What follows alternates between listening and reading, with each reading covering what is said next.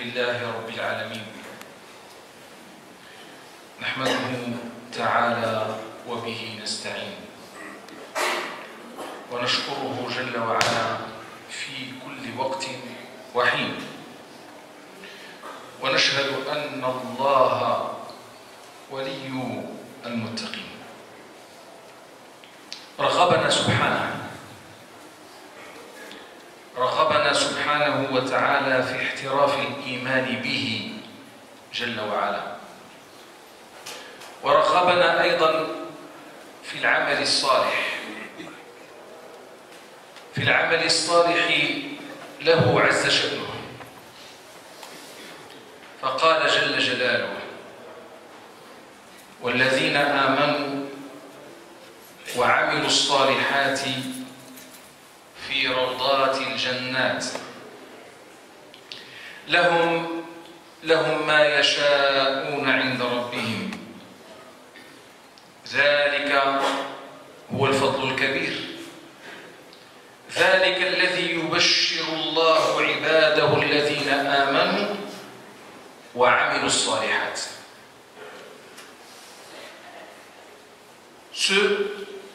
Ceux qui auront cru et accompli les bonnes œuvres seront dans les jardins du paradis où ils auront tout ce qu'ils souhaitent auprès de leur Seigneur. Ce sera là pour eux la faveur suprême. Telle est la bonne nouvelle qu'Allah annonce à ses serviteurs qui auront cru et accompli les bonnes œuvres. أما بعد فيا أيها الإخوة البررة الكرام أيتها الأخوات البارات الكريمات chers frères et sœurs, d'après le verset que nous venons de citer, Allah subhanahu wa ta'ala nous invite globalement à deux choses. Il nous invite à meubler notre vie par deux choses essentielles, à savoir la foi en lui, al-iman bihi. La deuxième chose, la réalisation du bien dans tous ses états, al-amal salih. Le prophète sallallahu alayhi wa sallam, quant à lui, nous indique qui sont ces gens-là qui mériteront les faveurs évoquées dans le verset وَالَّذِينَ آمَنُوا وَعَمِلُوا الصَّالِحَاتِ فِي رَوْضَاتِ الْجَنَّاتِ لَهُمْ مَا يَشَاءُونَ عِندَ رَبِّهِمْ ذَلِكَ هو الفضل الكبير ذلك الذي يبشر الله عباده الذين آمنوا. Cette belle annonce, qui va la recevoir et qui est censé la recevoir? Le prophète sallallahu alayhi wa sallam nous définit ces individus qui sont censés recevoir cette belle annonce lorsqu'il nous dit dans un de ses hadiths Al-Muslimu Man salima al-muslimuna min lisanihi wa yadihi. Ça c'est la définition du musulman. Wal-muhajiru, l'émigré.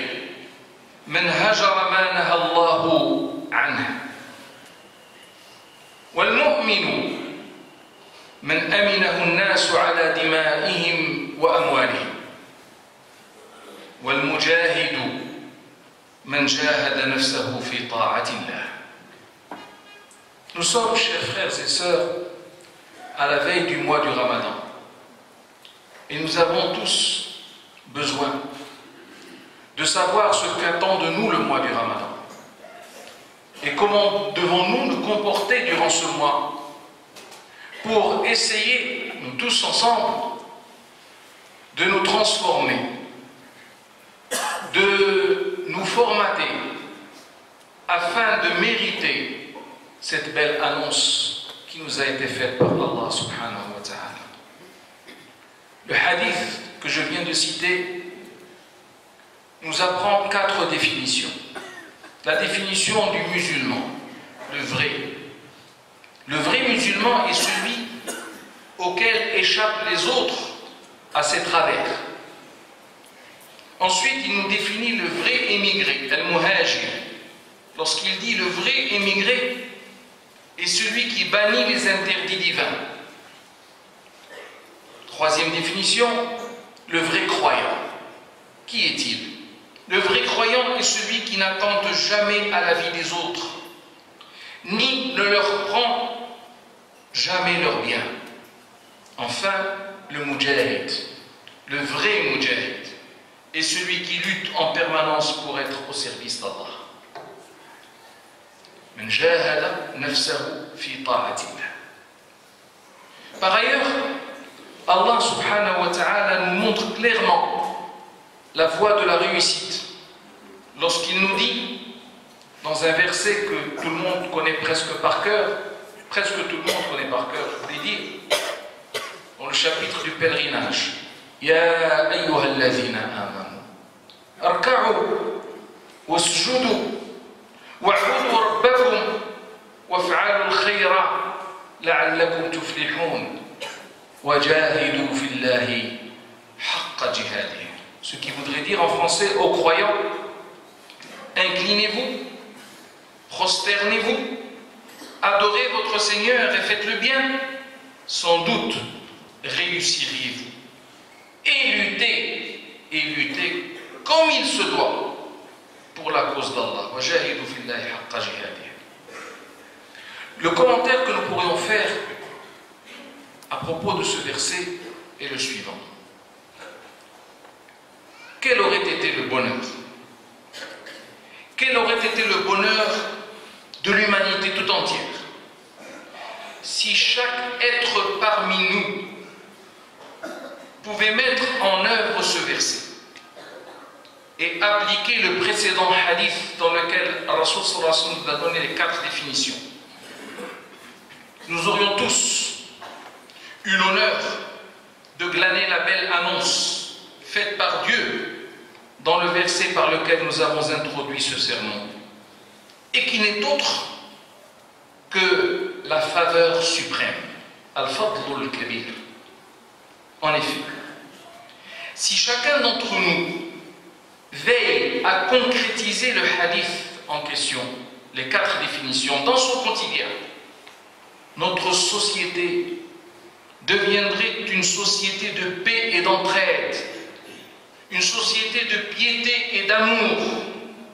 Nous aurions atteint les plus hauts niveaux de développement et d'aisance du fait de l'esprit de tolérance, de l'esprit de justice, de désir de ne faire de mal à personne, de volonté sincère de procéder pour le bien et de concurrence loyale dans tout ce qui est bénéfique qui régnerait dans cette société. Notre prophète, sallallahu alayhi wa sallam, pour revenir à ce hadith qui est merveilleux et qui nous invite à un certain nombre de vertus et de valeurs que nous devrions tous mettre en œuvre, essentiellement, durant toute notre vie bien sûr, dans notre quotidien, mais essentiellement à la veille du mois du Ramadan. Notre prophète sallallahu alayhi wa sallam a listé dans ce hadith 4 merveilleuses valeurs morales qui ne peuvent faire de l'individu qui s'empare qu'une personne de grande qualité.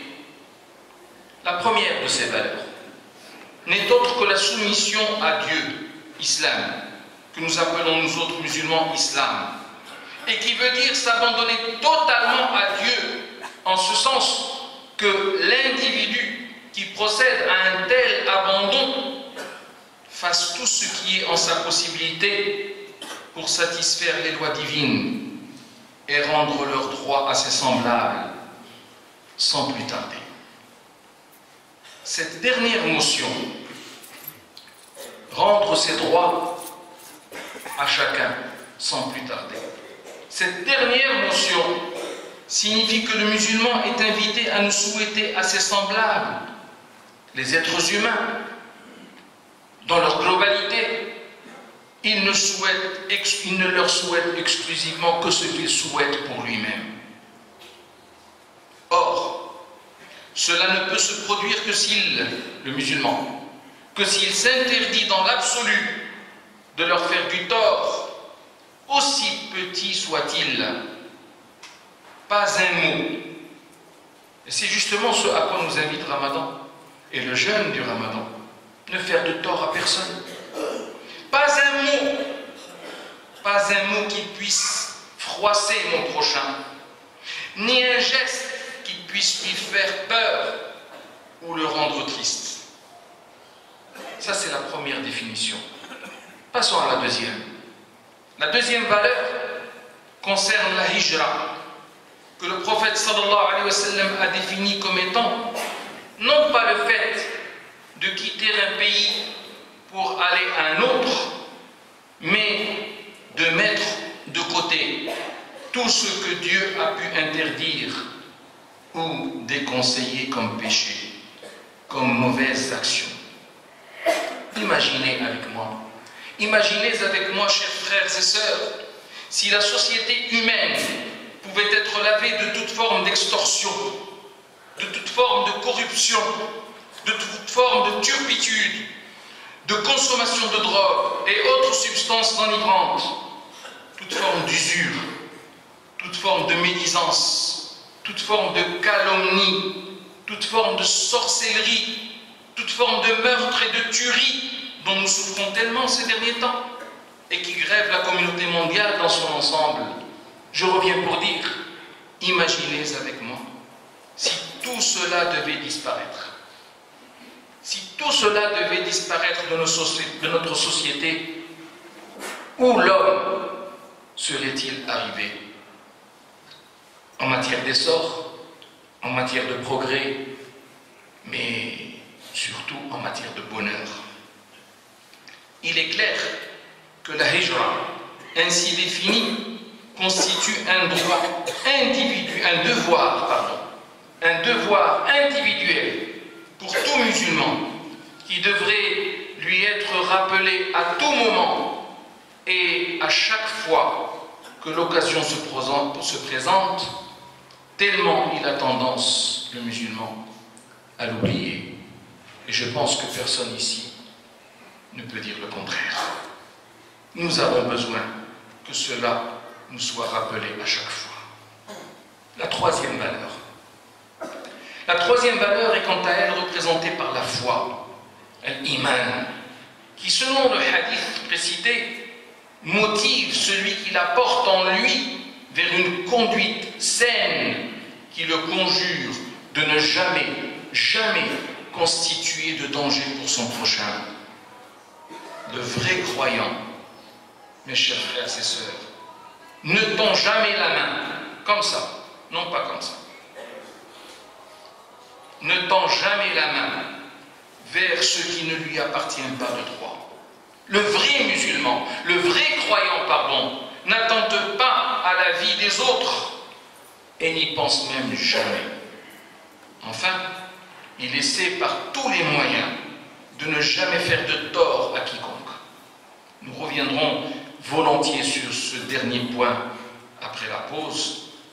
Restez donc vigilants et soyez au rendez-vous pour faire de cette mosquée, cette grande mosquée, un lieu.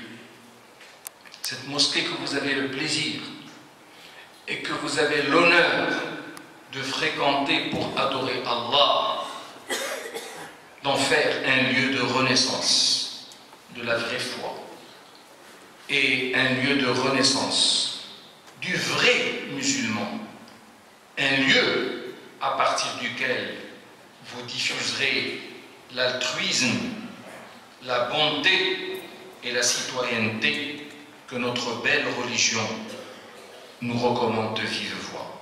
Walhamdulillahi Rabbil Alamin.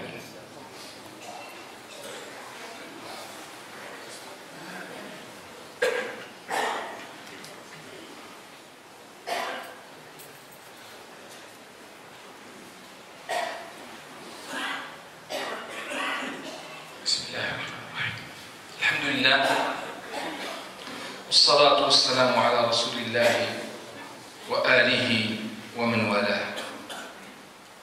Le vrai croyant. Le vrai croyant est celui qui suscite la sécurité de telle sorte qu'avec lui, les gens sont tranquilles. Ils sont tranquilles pour leur bien, qu'ils ne risquent pas de leur prendre, mais aussi pour leur propre personne, qu'ils ne risquent en aucun cas d'offenser. C'est ça le vrai croyant. La hantise du vrai croyant est de ne jamais tendre la main, encore une fois, comme cela, mais pas comme cela. De ne jamais tendre la main à ce qui ne lui revient pas de droit. Car sa foi en Allah le pousse à prendre soin de tout ce qui peut lui être confié, le pousse à être sincère dans ses échanges avec autrui et le pousse à s'interdire totalement de faire du tort ou de porter préjudice à quiconque il rencontrerait. Une telle personne ne peut être qu'appréciée, repérée de ses pairs, qui lui feront alors totale confiance sans la moindre hésitation. Man aminahu an-nas ala dima'im. An-nas, non pas muslimoun. Il a dit an-nas, les gens. Man aminahu an-nas ala dima'ihim wa amwalihim. Une telle personne ne peut être qu'appréciée de ses pairs, qui lui feront alors totale confiance, sans la moindre hésitation. Et c'est ce à quoi nous invite encore une fois le mois du Ramadan, que nous sommes en passe d'accueillir dans quelques jours. Par contre, un individu qui fait tout le contraire, ne peut être croyant au sens propre du terme. Et ceci, nous en prendrons pour preuve que le hadith du prophète sallallahu alayhi wa sallam, authentique, dans lequel qu'il ne cessait de répéter et dans lequel il nous dit la imana liman la amanata lah wa la dina liman la ahda lah. Ce qui veut dire la foi n'existe guère chez celui à qui on ne peut faire confiance, et la religion disparaît chez quiconque ne respecte pas ses engagements. La dernière des valeurs, la quatrième, la dernière valeur à laquelle nous invite le prophète sallallahu alayhi wa sallam est le djihad, mais pas dans le sens qui court sur toutes les langues et publications et dont il est fait de notre époque un moyen de dénigrement de l'islam. En fait, la lutte armée en islam a des règles précises, et il va bien falloir le préciser. La lutte armée en islam a des règles précises qui sont loin de se conjuguer avec une quelconque soif de sang ou un quelconque désir de propagande ou de prosélytisme. Le vrai djihad auquel appelle l'islam est cette lutte interne qui fait du fidèle un individu mu par le désir de plaire à Allah, et ce en multipliant des actes de dévotion et en multipliant les actions humanitaires. Le vrai mujahid, le vrai mujahid est celui qui ne flanche jamais dans son désir de rendre service à son prochain. La paresse ne trouve pas son chemin avec le vrai mujahid. Le vrai mujahid est celui qui dessert tous les freins qui s'opposent à son action de bien et endure, sabr, et endure tout ce qui pourrait venir entraver son œuvre dans un cadre de bienveillance totale envers autrui, loin de tout ce qu'Allah pourrait ne pas approuver. Ces quatre valeurs, l'islam, al-hijra, al-iman, al-jihad. Ces quatre valeurs, chers frères et sœurs, lorsqu'elles sont réunies chez une seule et même personne, celle-ci peut alors se prévaloir qu'elle a mise en œuvre la religion prônée par Allah et peut alors espérer faire partie du contingent des élus d'Allah que dont nous espérons faire partie, Inch'Allah, et dont il est dit dans le Coran قَدْ أَفْلَحَ الْمُؤْمِنُونَ الَّذِينَ هُمْ فِي صَلَاتِهِمْ خَاشِعُونَ وَالَّذِينَ هُمْ عَنِ اللَّغْوِ مُعْرِضُونَ والذين هم للزكاة فاعلون والذين هم لفروجهم حافظون إلا على أزواجهم أو ما ملكت أيمانهم فإنهم غير ملومين فمن ابتغى وراء ذلك فأولئك هم العادون والذين هم لأماناتهم وعهدهم راعون والذين هم على صلواتهم يحافظون أولئك هم الوارثون الذين يرثون الفردوس هم فيها خالدون اللهم اجعلنا منهم. Après la fin de ce prêche, nous avons avec nous un de nos frères qui vient d'embrasser notre merveilleuse religion. Il fera l'attestation de foi devant nous après la prière, Inch'Allah. Nous vous invitons à rester tous avec nous pour assister à ce moment hautement spirituel.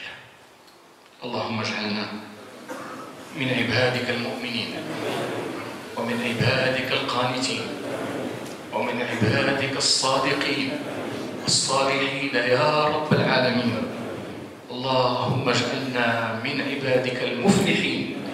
Allahumma ij'alna minhum ya rabb al-alamin. Allahumma aridna ala hawd nabiyyika amin. اللهم اسقنا بيده الشريفة شربة ماء لا نظمأ بعدها أبدا.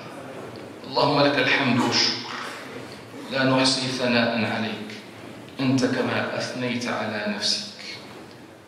لا رب لنا سواك ولا معبود بحق إلا أنت. اللهم إنا قد اعترفنا بذنوبنا. اللهم إنا قد اعترفنا بذنوبنا فاغفر لنا. اللهم إنا قد اعترفنا بذنوبنا وبتقصيرنا فلا تؤاخذنا بما فعل السفهاء منا. اللهم أغث قلوبنا. اللهم أغث قلوبنا باليمن والإيمان ومجتمعنا بالأمن والأمان.